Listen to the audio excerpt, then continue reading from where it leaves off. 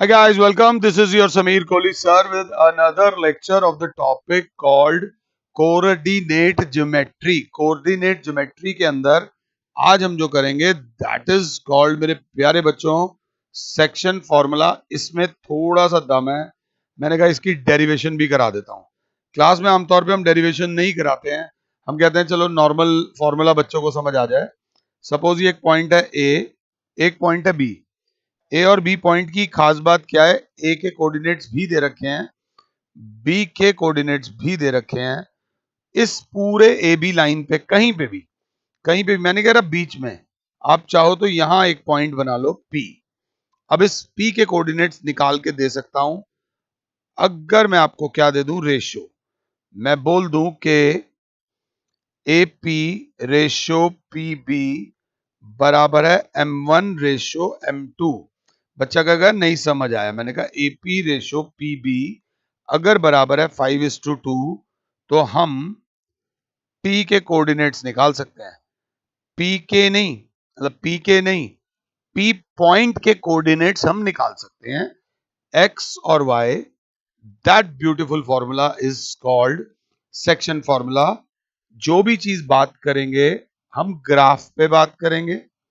Late मेरे प्यारे बच्चों, ये पॉइंट है ए जिसके कोऑर्डिनेट्स हैं x1 और y1. पहले ए से लड़ लो. यहां से अगर परपेंडिकुलर बनाओगे तो ये x1 कॉमा 0 हो जाएगा. अगर कंसेप्ट पे पकड़ है तो ये लेंथ x1 हो जाएगी. बच्चा कहेगा सर लगता है आज आप जल्दी में हो. मैंने कहा I am sorry. x dash y dash, ये ओरिजिन 0,0. बच्चा कहेगा अब ठीक है सर, अब जल्दी में नहीं हो. यहां से एक परपेंडिकुलर बना दो 0,y1.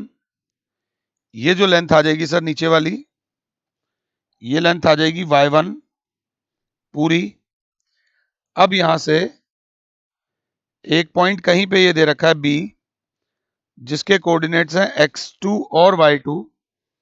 तो हम हाथ के हाथ पहले अपना जॉब कर लें. ये पॉइंट आ गया x2, 0. स्मार्ट बच्चा बोलेगा सर ये x2, जिसको डिस्टेंस फॉर्मूला में दिक्कत हुई होगी ना, वो दिक्कत अब थोड़ी कम हो रही होगी. बच्चा कहेगा यहां से एक पॉइंट लिया 0,y2, तो ये पूरी लेंथ हो गई y2. एक और स्मार्ट बच्चा बोलेगा सर ये जो ऑरेंज वाली ये वाली लेंथ है, ये वाली लेंथ हो जाएगी y2 माइनस y1. अब ये हैंग होने वाला है. एक मिनट रुकना. क्या हो गया? सारे कभी कभी टेक्नोलॉजी भी दिक्कत देती है. और ये बनाई हमने ए बी. अब इसमें कहीं पे भी एक पॉइंट ले लो, कहीं पे भी. बीच में मत लेना, क्योंकि बीच में लोगे तो वो कहेंगे मिड पॉइंट करा रहे हैं. नहीं, ये पॉइंट लिया पी. इसके कोऑर्डिनेट्स हैं एक्स और वाई जो हमें नहीं पता है. बट चलो एक्स और वाई हैं. तो बच्चा बोलेगा मैंने यहां से एक परपेंडिकुलर बनाया, तो ये पॉइंट हो गया x, 0. यहां से एक परपेंडिकुलर बनाया, ये पॉइंट हो गया 0, y. थोड़ा ध्यान दें तो ये y हो गया. बेटा गेम अभी फंसने वाली है. अब बच्चे ने कहा हमने आपको दे दिया सर कि it divides your line in the ratio m1 ratio m2. ये AP is to PB m1 ratio m2 है. हमें कोऑर्डिनेट्स ऑफ P निकालने हैं. हमने यहां से एक कंस्ट्रक्शन करी परपेंडिकुलर की, ये C. हमने यहां से एक कंस्ट्रक्शन करी परपेंडिकुलर की D. ये याद रख लेना. अब क्लास को दो ट्राइंगल्स दिख रहे होंगे सॉल्यूशन में, बट मैं अभी पंगे लूंगा. मुझे किसी चीज की जरूरत है तो पहले मैं उसका इंतजाम कर लूं. मुझे जरूरत है ये निकालने की, मुझे जरूरत है ये निकालने की, मुझे जरूरत है ये निकालने की, और मुझे जरूरत है ये निकालने की. ध्यान दे लेना. तो क्लास बोलेगी सर पहले तैयारी कर लो. ये जो x आपने लिया था, ये x पूरा था लेंथ. अगर आप ग्रीन वाले को देखोगे तो x माइनस x1 है ये ग्रीन वाला. अगर आप येलो वाले को देख रहे हो तो वो यहां से आप ये ग्रीन वाला माइनस कर दो, ये हो जाएगा x2 माइनस x. अगर 7 हो तो फिगर को समझना। बच्चे ने कहा येलो, येलो में ये पूरा y2 है, इस y2 में से ये y माइनस कर दो तो ये y2 माइनस y है। थोड़ा टफ है बट एक बार अगर समझ आ गया तो बल्ले बल्ले हो जाएगी। जो पिद्दा सा ढूंढ रहे हो, इस पिद्दे से के लिए इस पूरे ग्रीन वाले में से ये y1 वाला माइनस कर दो तो मतलब y माइनस y1। ये बहुत जरूरी था। अगर ये समझ आ गया तो सेक्शन फॉर्मूला अब तुम्हारे लिए मुश्किल नहीं है। अब in triangle ACP and triangle PDB concept of similarity लगेगा। YouTube के ऊपर भी कंसेप्ट ऑफ सिमिलैरिटी के 2 लेक्चर्स हैं। अगर आपने सिमिलर ट्राइंगल्स करके कोऑर्डिनेट ज्योमेट्री देख रहे हो तो और बढ़िया हो जाएगा। नहीं देख रहे हो तो भी कोई प्रॉब्लम नहीं है। Angle 1 is equals to angle 2, angle 1 is equals to angle 2, क्या बोलोगे? Corresponding angles. मैं भी ऑल्टरनेट लिखने लगा था। Angle C is equals to angle D, each 90 degree by construction. Therefore by, फिर फंसेगा ये, एक मिनट रुकते हैं। Therefore by a similarity triangle ACP is similar to triangle PDB। बेटा बहुत ध्यान से देखना, थोड़ा मैं आप पे भी छोड़ूंगा इस चीज को। तो बच्चे ने कहा हो गए सर सिमिलर। दिस इंप्लाइज, मैंने बोला इसका बेस AC अपॉन इसका बेस PD बराबर इसकी हाइपोटेन्यूज। बच्चा बोलेगा AP अपॉन इसकी हाइपोटेन्यूज PB। अगर रीजन स्ट्रॉन्ग रखना है तो ratio of corresponding sides of two similar triangles are equal. तो AC को देखूं तो क्या आ रहा है? x माइनस x1, ये AC है। अपॉन PD को देखूं तो क्या आ रहा है? x2 minus x minus x आ रहा है बराबर AP बराबर है M1 upon M2। Cross multiply करो, M2 into x minus x1, M1 into x2 minus x, M2x minus M2x1 is equals to M1x2 minus M1x। अब क्या करें? तो बच्चा कहेगा सर एक ही चीज रह गई है, ये x वालों को एक तरफ ले आओ। x वालों को एक तरफ ले आओ मतलब ये माइनस M1x इधर आकर हो गया M1x प्लस आपका M2x था, यहां पर M1x2 ये माइनस हो रहा है माइनस M2x1। तो मैंने कहा ठीक है। बच्चे ने कहा सर x कॉमन ले लो तो अंदर बचेगा M1 plus M2 is equals to M1x2 plus M2x1। तो x की वैल्यू हो जाएगी M1x2 plus M2x1 upon M1 plus M2। अब थोड़ा सा फील करो, M1 हमें दिया हुआ था, M2 हमें दिया हुआ था और यहां पर X1 भी दिया हुआ है, Y1 भी दिया हुआ है, X2 भी गिवन है और Y2 भी गिवन है। These are the values which are given to us. ये वैल्यूज हमें पता है। तो वैसे ही Y की वैल्यू आएगी M1 Y2 plus M2 Y1 upon M1 plus M2। Sir कैसे आएगी? उसके लिए मेरी क्लास इसको पकड़ेगी, PC upon PD is equals to AP upon PB। ये याद रख लेना, रेशियो ऑफ, और ये आप खुद से करोगे, ये आपकी y की वैल्यू आ जाएगी।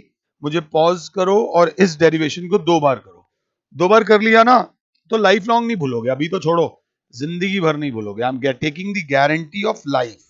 अब इसके बाद जिंदगी जीने की गारंटी नहीं है, कभी भी कुछ भी हो जाए, बट फॉर्मूला याद रहेगा मरते दम तक। ये x1 y1, ये x2 y2। सर यहां पे कहीं पे भी एक पॉइंट ले लो P, बस हमें ये रेशियो दे देना M1 रेशियो M2।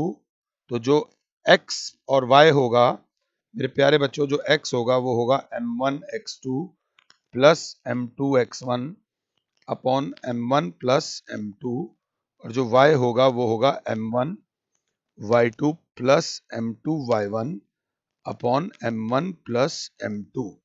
ये हमारा x की वैल्यू आ जाएगी, ये हमारी y की वैल्यू आ जाएगी सेक्शन फॉर्मूले से। सर थोड़ा पंगे लेके सॉल्व भी करा दो। मैंने बोला 2,3, यहाँ पर 10,7, कहीं पे एक पॉइंट आया P और उसके कोऑर्डिनेट्स आप निकालो और रेशो दे रखी है 2:3। तो अब क्या करें, आराम से करेंगे। क्लास बोलेगी सबसे पहले हम लोग लिखेंगे ये A, ये B, ये x1, ये y1, ये x2, ये y2, और x1 y1 के बाद पास जो होगा वो m1 होगा और x2 y2 के पास जो होगा वो m2 होगा। अब आप लिखोगे x बराबर m1 x2 plus m2 x1 upon m1 plus m2। तो x बराबर हो जाएगा m1 2 into x2, x2 is 10 plus m2 3 into x1, x1 is 2 whole upon m1 2 plus 3। तो x बराबर हो जाएगा 20 प्लस 6 अपॉन 5। x की वैल्यू हो जाएगी 26 अपॉन 5। तो यहाँ पर जो कोऑर्डिनेट्स आएंगे x की वैल्यू आ जाएगी 26 अपॉन 5। वैसे ही y की भी वैल्यू आ जाएगी। आप यहीं पे मुझे पॉज करो और y का फॉर्मूला लगाओ m1 y2 plus m2 y1 upon m1 plus m2। आप अपने आप फॉर्मूला लगाओ और आंसर लाओ। m1 2 into y2 7 plus m2 3 into y1 3 upon 2 plus 3, तो 14 प्लस 6, 14 प्लस 9, 3 3 जा 6 लिख रहा हूं, अपॉन 5, तो 23 अपॉन 5। तो कोऑर्डिनेट्स आ गए 26 अपॉन 5 कॉमा 23 अपॉन 5। हमारे पास दोनों कोऑर्डिनेट्स आ गए। अगर क्लास 7 है तो बेटा कहीं दिक्कत आ रही हो रिवाइंड कर लेना, सारी शक्तियां आपके पास हैं। मैंने कहा ये एक लाइन है ए बी -3,2 और 4,10 और कहीं पे एक पॉइंट दे दिया, ये दे दिया मैंने। जब सपोज करो यहां पर दे दिया 3:4, तो क्या आप P के कोऑर्डिनेट्स निकाल सकते हैं?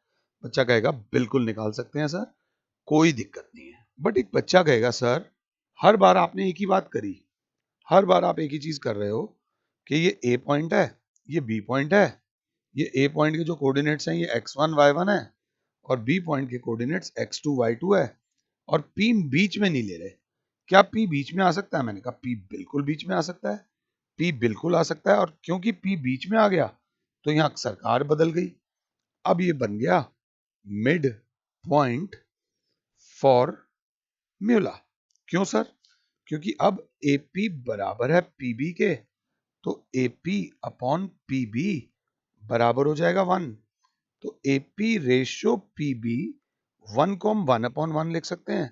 तो मिड पॉइंट फॉर्मूले में खास बात है कि रेशियो हो जाती है 1:1, रेशियो बराबर हो जाती है 1:1, 2:2 ले लो, 3:3 ले लो, बट रेशियो सेम रहती है। ये हमारा मिड पॉइंट फॉर्मूला है। अगर क्लास 7 है तो पहले इतना कॉपी कर लो। इतना कॉपी करने के बाद बच्चे ने कहा सर अब आप देखो कि ये x1 y1 है, ये x2 y2 है, ये m1 है, ये m2 है, ये x और y हो गया, ये हमें निकालना है। तो सर हमारे पास तो x का फॉर्मूला था m1 x2 plus m2 x1 upon m1 plus m2, but यहां पर तो आपने बोला m1 भी 1 है, m2 भी 1 है, तो x बराबर हो जाएगा 1 into x2 plus m2 1 into x1 upon sir m2 m1 1 plus m2 1। x बराबर हो जाएगा x2 plus x1 upon 2। x बराबर हो जाएगा x1 plus x2 upon 2। Directly mid point formula आ गया x1 प्लस x2 अपॉन 2। अगर ढंग से करेंगे तो y बराबर होता है m1 y2 plus m2 y1 upon m1 plus m2। तो y बराबर होगा 1 into y two plus 1 into y one upon 1 plus 1। y बराबर हो जाएगा y2 प्लस y1 अपॉन 2। तो y का फॉर्मूला हो जाएगा y1 प्लस y2 अपॉन 2। ये इतना इजी फॉर्मूला है कि इससे प्यार हो जाएगा आपको कि सर कहीं पे एक लाइन है 3,6 और 4,8, ये P है, ये Q है, तो क्या आप इसके मिड पॉइंट के कोऑर्डिनेट्स निकाल सकते हो? तो क्लास बोलेगी ये x1, ये y1, ये x2 और ये y2, तो x और y, x बराबर होगा x1 plus x2 upon 2, y बराबर होगा y1 प्लस y2 अपॉन 2। तो x बराबर हो जाएगा 3 प्लस 4 अपॉन 2, x बराबर हो जाएगा 7 अपॉन 2। मुझे पॉज करो, ओरली निकाल दो ना, y के कोऑर्डिनेट्स आराम से निकाल दो। तो बच्चा बोलेगा y बराबर हो जाएगा 6 प्लस 8 अपॉन 2, तो y is equals to 14 upon 2, तो y की वैल्यू आ गई 7। तो बच्चा बोलेगा 7/2, 7। मतलब कोऑर्डिनेट्स डेसिमल में आ सकते हैं, कोऑर्डिनेट्स फ्रैक्शन में आ सकते हैं। इस चीज को ध्यान से देख लेना। अब एक बंदा बोलता है यार मेरे ना कोऑर्डिनेट्स में यहां रहता हूं 3,6 पे, और हमें एक और बंदा मिला वो भी 3,6 पे रहता है, तो दुनिया में दो 3,6 नहीं होंगे। मींस ये दोनों एक ही पॉइंट पर रहते हैं, ये दोनों एक ही पॉइंट पर रहते हैं, ये याद रख लेना। अब क्लास अपने माइंडसेट को चेंज करेगी। मैंने कहा यार एक लाइन है ऐसे जा रही है x, x dash, y, y dash, 0,0, एक पॉइंट है यहां पर 2,-2 और यहां पे एक पॉइंट है 7,9। तो हमने इन दोनों को ज्वाइन करा, तो ये नाम ले लो A, ये नाम ले लो B। इसने x एक्सिस को कट करा, इसने क्या करा, x एक्सिस को कट करा P पर। मैंने कहा क्या तुम मुझे P के कोऑर्डिनेट दे सकते हो, और क्या तुम मुझे AP रेशो PB बता सकते हो? अगर बता दोगे तो तुम मेरे शाहरुख खान होगे। तब तक मैं इस क्वेश्चन को इंग्लिश में लिखता हूं। Find the ratio in which the line joining the points A 2, -2 and B 7,9, साफ कर लेता हूं, 7,9 is divided by x axis and also find coordinates of point where line meets x axis। ये question ऐसे करके आएगा। जो शरीफ लग रहा था वो इतना शरीफ है नहीं, तो पहले इस क्वेश्चन को ध्यान से समझ लो अगर क्लास 7 है। अब क्या करें, तो वो बच्चा जो अर्जुन बैठा है मेरा, बुराई भी करो अच्छाई भी करो, मैं नहीं कह रहा अच्छाई करो, बुराई भी करो। बुराई ये है सर M1 नहीं दे रखा, M2 नहीं दे रखा, और आप x और y दोनों निकाल रहे हो। अब कैसे होगा सर? मैंने कहा देख बेटा यहां गड़बड़ कर गया तू। x एक्सिस अपने आप में बहुत बड़ा वर्ड होता है। x एक्सिस पे ऑलरेडी एक कोऑर्डिनेट दिया होता है, x एक्सिस पे y की वैल्यू 0 होती है। तो जो x, y तूने लिखा हुआ है, सबसे पहले इसको x, 0 लिख। y का कोऑर्डिनेट तो हमें पता है, हमें पता है यहां पर y कोऑर्डिनेट इज 0, आधा नंबर मिल जाएगा, सिंपल सी बात है। तो सबसे पहले क्लास लिखेगी let point on x axis be p x, 0। अब रेशियो भी मांगी है तो सेक्शन फॉर्मूला लगेगा। तो सेक्शन फॉर्मूला होता है x is equal to m1 x2 plus m2 x1 upon m1 plus m2। y बराबर होता है m1 y2 plus m2 y1 upon m1 plus m2। अच्छा योद्धा वो नहीं होता जो बिना बात के गोलियां चला रहा है। अच्छा योद्धा ये होता है कि वो कोशिश करे कि come the biggest fight is जो तुमने नहीं लड़ी हो।